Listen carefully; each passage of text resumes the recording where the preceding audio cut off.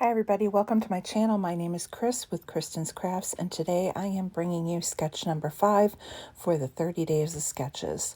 Now the photo that I am scrapbooking is one of my grandfather and my Uncle Al back in 1948.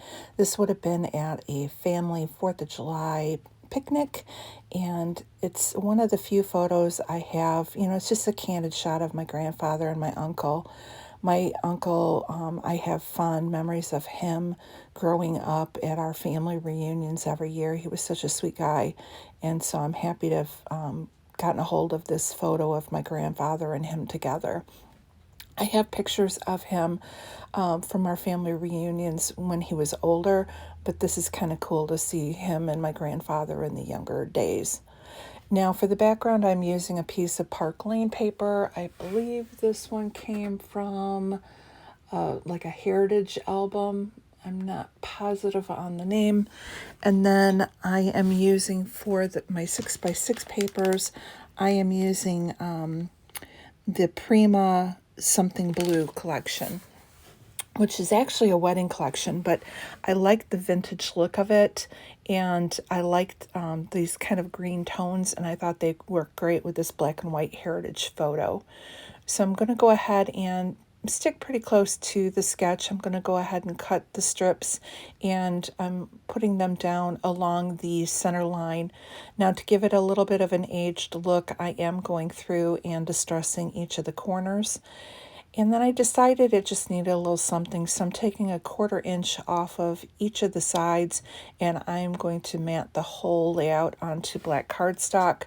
And then what I'll be able to do is pull that black in with other elements by matting the photo in the black as well. So here I am. I'm just going to go ahead and use my trimmer to make a 1-inch frame that I'll use and gut the centerpiece to use for the matting of the photo. Now I want to keep the whole distress look going, so I'm going to go ahead and use my distress tool and distress the outside edge of this inner layer. And I'm not going to glue it down yet because in the sketch, which is from Amy Cattenbelt, from A Spoonful of Sugar, or A Spoonful of Scraps, is who made the sketch today. But I'm not going to glue it down to the frame yet because she's got some little distressed areas on 3 sides of the layout. And so I'm going to go ahead and repeat that, but I'm going to wait until I have my photo matted because I'm going to take some of the excess paper and I'm going to use that for that backfill of the little torn edges on the inside of the layout.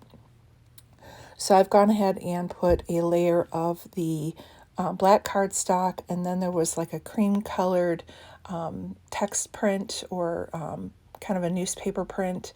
And now I'm taking, to pull in a little bit of this pink, I'm taking this pink striped paper and I'm going to distress that. This is going to allow me to pull in a couple extra colors. I'm going to use some Maggie Holmes Bloom, which will be able to still have that antique vintage kind of look. So here's where I'm going through and taking my scissors and I'm just cutting a little chunk out. I'll distress those areas and then I'm just going to back them again with a little bit of that pink paper that I had left over from my matting. So this is a great layout if you want to use up some of your scraps or you want to use up some of your 6x6 papers. It's also a good layout if you just have that one photo that you need to scrapbook. In this case, I had this one heritage photo. I don't have to worry about having multiple photos on the layout or changing the sketch up any because I only have this one photograph, and so it's a nice way of using it without altering that sketch. So I'm going to go ahead at this point, now that I have everything distressed, I'm going to go ahead and glue it down to the frame. I'm adding a little bit more adhesive and straightening it out a little bit just to make sure everything is stuck down good. And now I'm going to go ahead and start embellishing. The first thing I do is add this label. That's where I'm going to put my journaling. And I'm not going to put much on there. I'm just going to say that it was my grandfather and Uncle Al and that they were, the picture was taken at a 4th of July picnic in 1948.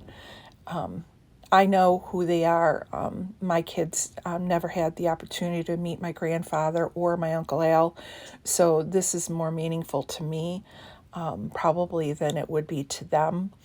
But it's a good memory that I want to cherish and remember these two fantastic guys.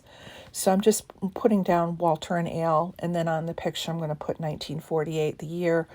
I'm doing it all in that gold, and that way I'm bringing that gold color in, and I can also use my Jen Hatfield stickers in a little bit, which will pull in a little bit more gold. So I grabbed these two yellow roses. I thought there was a third one, and I went through everything and I didn't see one. And I even had pulled out some chipboard and thought there was another one of those yellow roses on there, but the color of the yellow just didn't match. And so I decided to just go ahead and stick with the Jen Hatfield. And I grabbed the pink rose from here, from the Maggie Holmes. Because I do have that pink matting, it's okay to pull that color in. And the background paper from that Prima has kind of a yellowish green tone to it, so that's why I figured I could get away with the yellow roses. So now I'm just going into the Jen Hatfield, and I'm grabbing these other clusters that's pulling in the different shades of the pink. And again, it does tie together because of the pink that I have put into the layers of the picture. I was thinking ahead for that, and just going to kind of fill in. And then I'm using these little gold branches to kind of fill in my clusters of my florals, just to bring in a little bit more of a pop of the gold into the layouts. And I'm going to do that in each of the 3 clusters of flowers. And I'm going to finish it off with the bottom one. The last thing I'm going to do is I'm going to go in and, well, there's going to be 2 more things. One of the things I'm going to do is I'm going to grab, there's a border strip in this little Jen Hatfield that is a gold scallop. And I'm going to go ahead and cut that in half, and I'm going to put that below the photo. So I just kind of lined it up and snipped it in half to kind of guesstimate how much I would want under that photo. Now the last thing I'm going to do is I'm going to go in and I'm going to grab a couple more labels. I'm going to stick those below the bigger label just so I have extra room for journaling, and I end up using all of it. And then I want to grab some of these phrase stickers. Now it's going to pull a little bit more black, but again, I have that in my matting and the frame on the outside, so it's okay for me to bring that black coloring in. I just make sure I have it in the 3 different clusters. So I have up above, remember this. Then down in the middle, I have thinking of you and love you. And then I have the words blessings and gathered together. Since this was a 4th of July picnic, I thought those went together, and I do bring it in my journaling. Here are some close-ups for you. Make sure you check out Christy's Facebook group to see the others who have played along with the sketch, along with the description box below, where I will have the links to everyone who's playing along this month for 30 Days of Sketches. Thanks so much and have a great day.